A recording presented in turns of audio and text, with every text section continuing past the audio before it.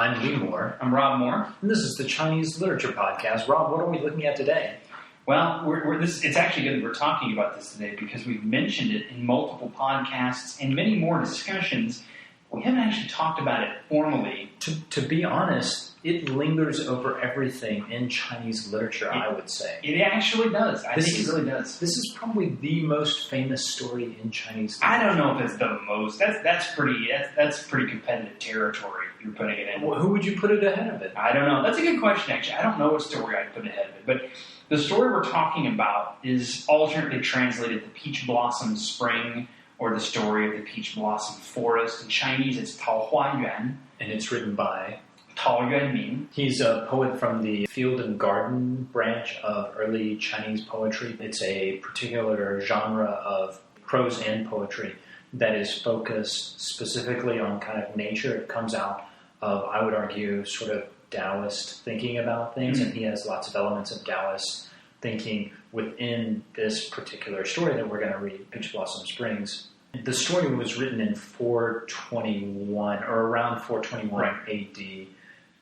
And that's interesting because it's after the fall of the Han. So we're about 2 centuries after the fall of the Han Dynasty, which is the first dynasty to unify China over any long term. And the only other dynasty that unified China previously was the Qin, and it did it just for a couple of decades. Not even a couple of decades. It was maybe, something. But a very short period of time. Really, it was only one emperor and his son. Eventually, his son died on the throne, and the Han took over. So you have this maybe 400-year period where China is not only culturally unified, as it had sort of been previously, but it has real political unity. And then you've got 200, 300, 400 years almost until the Sui dynasty, and I believe the latter half of the 6th century unifies China again. And then you get this string of fairly unified polities. And this is a very important detail, actually. One of the common terms used for even Chinese, Hanyu, which means the language of the Han, or even Hanzu, which is the majority. But Hanzu, by the way, is what's called the Han ethnicity group. There are a lot of people who would suggest that as an ethnic idea did not come about until maybe 125, 130 years ago. The story is written after the fall of what we're just talking about, this unified era. Now, when we say unified, that doesn't mean there is a political unity there. So when this story is written, there's been about 200 years of disunity. And that's key to understanding the story. So as the story goes, and I'm going to give a very quick summary, a fisherman is fishing and comes across a peach blossom grove, which is peculiar. And so he starts investigating it and goes deeper and deeper into it, hoping to find the other side, and eventually stumbles onto a cave. And as any one of us would, if there's a cave there, it's not supposed to be. He goes inside the cave, it gets narrower, and then all of a sudden it widens out into this realm, this area with beautiful gardens, contented people who have, interestingly enough, blonde hair, yellow hair. Huang is the actual character. That could be golden, yellow, anyway. Definitely not like the fisherman's hair. He doesn't know what's going on. They invite him in. He eats with them. They profess total ignorance of anything going on in the outside world. They say, our distant families came here during the chaos of the Qin dynasty, which is the one right before the Han, and we've never come back. They don't know what era it is. They don't know who's on the throne. They don't know anything about the outside world. They just have their little world, their little closed-off realm where everything works the way it's supposed to, at least agriculturally. The fisherman thanks them for their hospitality and goes back, and the end of the story, the end of Tao Yuanming's story, is that no one has ever been able to go back again.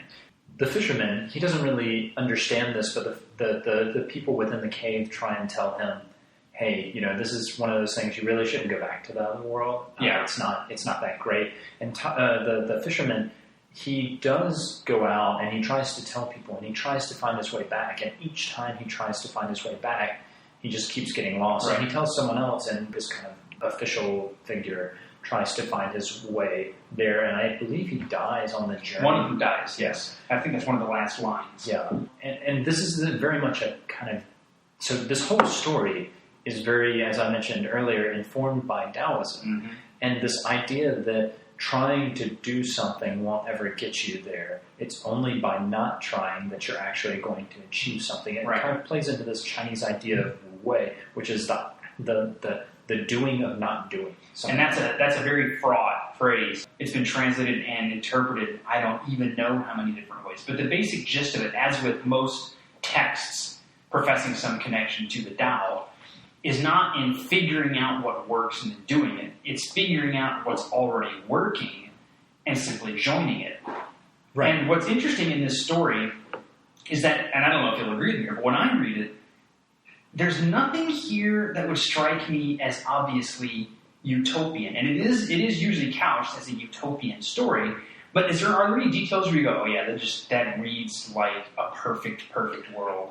I'm going to have to disagree with you on this point. I do think it is couched in terms of utopianism as far as Tao Yuanming is concerned. Okay, that was my point though. I was couching it as I, not being familiar with this particular branch of writing, don't read this like I would read, say, Thomas More. So Rob, who doesn't know anything about anything... Who's a cultural imperialist. Rob, who doesn't know anything about anything, doesn't read this in terms... is demonstrating that it may or may not be a utopian text based off of... You know, what I'm trying to do is set up our listeners, Lee. This is not just you and me. This is everyone else who's trying to figure this out, you know? Okay. Just putting the question on the table. So I think you bring up a good point. Thank you. Fine. Let's make fun of you. Yeah. But it is, at least in the terms that I think we have to see it, which is the framework that Tao Yuanming is writing in. It is definitely a utopia, because let's go back to the history that we kind of blabbed on about at the beginning of the podcast. You had well, they wouldn't have used the term China, but you had a unified polity under the Han Dynasty for almost 400 years. If you count the Qin, it's a little bit more than 400 years, if I remember correctly. But it broke apart. And so you're essentially in the Dark Ages. You're in, if you imagine the Roman Empire, it existed for, let's say, continuously for 1,000 years, something like that. Then it breaks apart. You have both of those periods of unity and disunity condensed into a much smaller form here, but you can understand the yearning for people not fighting, for having parents, grandparents, and their parents, all of those living in an area where it's just people farming, and that's it. And what's fascinating about this, and by the way, I do agree, this does have utopian overtones, but you have to switch how you read it. Absolutely. This is not Thomas More's utopia. This is very different. And we use the word Taoist at the outset, knowing that as students of a student of Michael Nyland, that such a thing probably, that term doesn't really exist in the way we think of it, but we're using it as a shorthand here for a group of texts with similar orthodoxy. It is a very Taoist utopia in the sense that if you read the poem on which the story is based, Tao Yuanming also wrote a poem about this place. What makes it a perfect realm is, first of all, what Lee said, it is set apart. The one major detail we get in the story is the people are like, I don't know, is anything still happening? We're just kind of doing our thing here. What makes it utopian is they're cut off. They live their lives as they want to live them with no interference from any political power. And they also don't care. That's also what makes it utopian. They don't care. They don't care what's happening. They don't want to go out. And they warn the fishermen not to go out. Because they know he can't come back. And they also, or they seem to know he can't come back. But they also seem to know that it's better inside than it is outside. And one of the things in the poem also, so I mentioned the just being set apart, not caring, having their own world.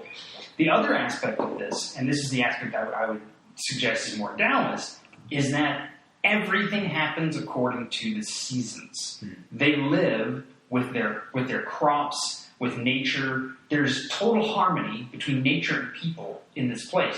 There's no suggestion of years. They simply live. We actually, and this is one question that I always have reading this text. Is there actually a sun? Because they're in a cave. So could there be such a thing as a calendar? Or I think obviously you could mark time in some way, but in a traditional, I was going to say traditional Chinese, but really in all pre-modern societies, time is marked through the sun. And this is weird because I had sort of the same thoughts when I read this. I thought, this whole thing is just in a cave. And of course, the problem is that when you read the Chinese, there's no transitional phrases or prepositions to suggest that, and now the cave stops, and now we have another thing. Now, that's how I read it, that at some point, there's no more cave. Somehow the cave has emptied out onto this realm, because there's grasses, there's trees, there's animals and plants and things like that. So, which makes it even more peculiar, that first you're in a cave and now you're in this incredible place.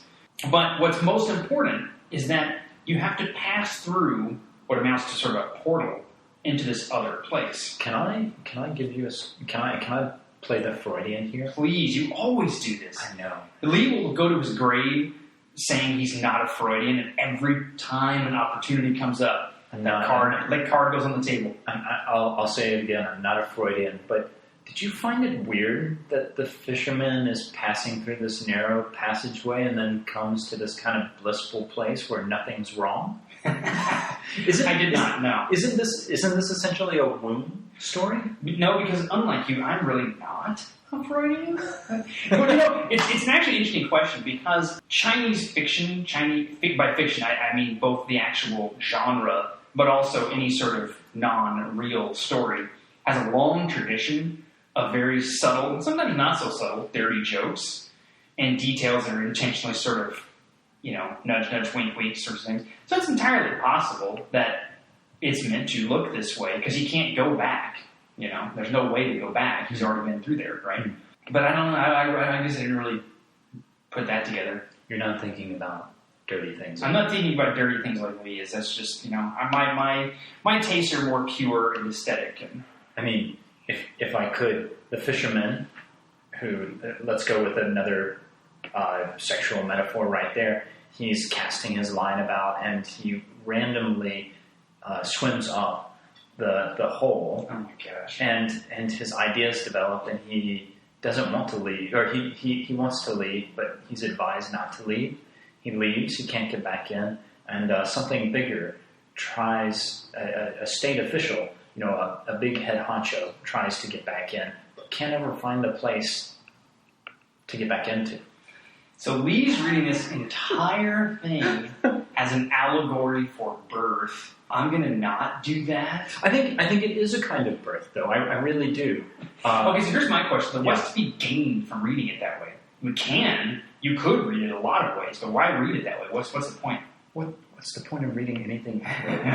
Well, actually, because when I read this, what interests me is less how could we read it or what could it represent than its lasting significance in Chinese culture. And it's interesting because there are aspects of Thomas More's utopia that are very, maybe culturally specific, like society had to work in a way coherent with Europe at the time, and to some extent even now. Can I ask you? Yeah. Do you think there are any aspects of this that are culturally, this utopia that are culturally specific to China other than the Taoist element? Well, that was going to be where I was actually asking the question I was going to ask. I was reading your mind. We've done this so long that I just look at Lee and he's like, I know what question you're going to ask. We don't even have to hold hands. It's like James Brown's backing band. They're just there, right?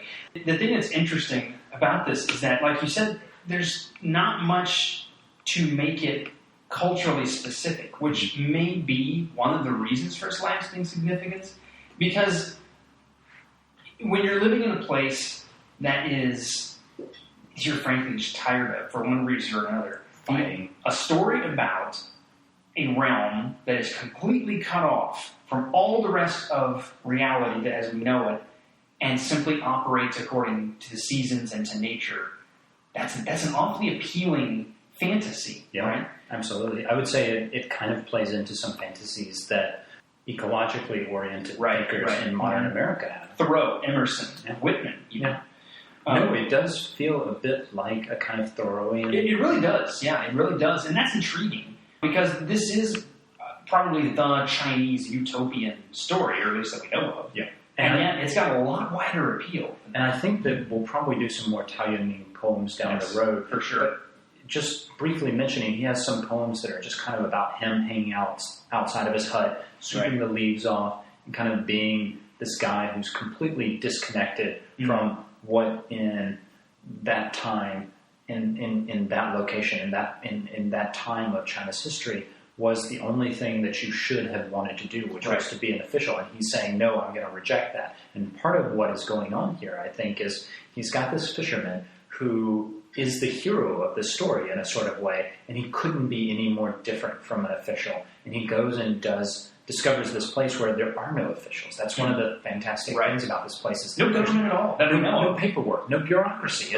It's magnificent. And I think for a lot of, I was going to say Americans, but I think for a lot of people in the modern world, this lack of kind of bureaucracy sounds fantastic. And what's fascinating is, when I was living and teaching in China, whenever I would talk with students, any students, undergrads, PhD, even people who had already had careers, what do you want to do in the future? There's always two answers. One is, well, here's what I would like to do. And then here's what I will do, right? So there's the thing you do that you have to do because you have to make as much money as you can and have a stable lifestyle, et cetera, et cetera, et cetera. But then there's the other stuff you'd like to do, but you can't. And that doesn't make them that different than university students here, really. But it's fascinating because that's the abiding sort of dream, is what I really want is to have none of this. No government, no bureaucracy, no job market. Let's just get rid of all of it. But let me ask you something, Rob. In today's China, how many of your students do you think would have liked to have gone out and, let's say, lived in a hut in the middle of the woods? Or found this utopian cave where they were completely disconnected from WeChat. And that's from WeChat. There is no WeChat in this cave. There's no reality without WeChat. It's kind of like Facebook. That's actually funny because I wonder, and this is sort of forecasting in the future, I wonder if this story will continue to survive the way it has, because more and more sort of the ideal existence does not involve nature. It does not involve, leaving civilization and going off by yourself. It includes more, I can do whatever I want, so therefore I can spend more time doing whatever, Well, I feel obligated as a person who does literary studies to mention that nature is a construct and that we kind of make this idea of nature that is like British people walking around these highly constructed gardens. They talk about being in nature, and you're just like, what the heck? Yeah. And then you realize that everybody's idea of nature is very different, made up. That's a good point, actually, because when I read this, part of what occurs to me is, I think about the English Romantics, Wordsworth and Keats, and that's sort of the lens I'm seeing it through. But this is an agricultural utopia. This is not Wordsworth. This is the Grapes of Wrath if the Jodes actually found a place to start a good farm, And one other thing, to bring it back to the point you were discussing earlier, I do think that, nature, if we accept the idea that something like nature really exists, that our modern lives seem to be farther and farther away from it. I'm not sure how true that is, but I think if it is true, the farther we get from it, the more we're kind of compelled towards it. Mm-hmm. And so I think, in fact, the more this kind of utopian fantasy is really relevant to modern Chinese readers, modern American readers. I find it. Well, I think it's interesting because, we're based in Oregon, and this very much the DIY, the People's Republic, or at least of Eugene, importantly. But, this idea of DIY life and everything you could possibly want or need, you're growing or making. That's actually a fairly prevalent dream, at least in this part of Oregon. Yep. So this particular version of utopia volumes to that kind of dream. It's actually more of an Oregon story than a Chinese story. But it's fun. That's where the cave comes out. That's where the cave comes in. That's where you leave. All right, this is going to be Eugene forever. I'm going back in the cave because we're done here. It actually is in the back of the fridge in the key. It's right across the street from Eugene bus station. That's why they never found it. They weren't on the right common. No, but it's a beautiful story, and it's a simple one, and it's a short one. Thomas More's Utopia, not short. And it's written in classical Chinese, as almost all literature at this point was, but it's a classical Chinese that if you're studying classical Chinese. It's something that's fairly approachable. Yes. And we're going to link the webpage to a translation of this story that also has kind of a line-by-line translation of the classical Chinese into English. And it's a kind of story that if you're learning Chinese or just interested in Chinese, it's very approachable. It's something that I read when I was just beginning my studies of Chinese, and I would highly encourage any of y'all who are at that stage or beyond to take a look at it, even in the original language. If there's one thing you take a look at in the original language, I would say start with this. Especially because it's not a difficult narrative, and because you have a narrative that helps you with the rest of the phrases that you can't figure out. So, yeah, I would agree. Definitely check it out. Yeah. Any other thoughts, Rob? That's it. That does it for me. All right. Well, I'm Lee Moore. I'm Rob Moore. And this is the Chinese Literature Podcast.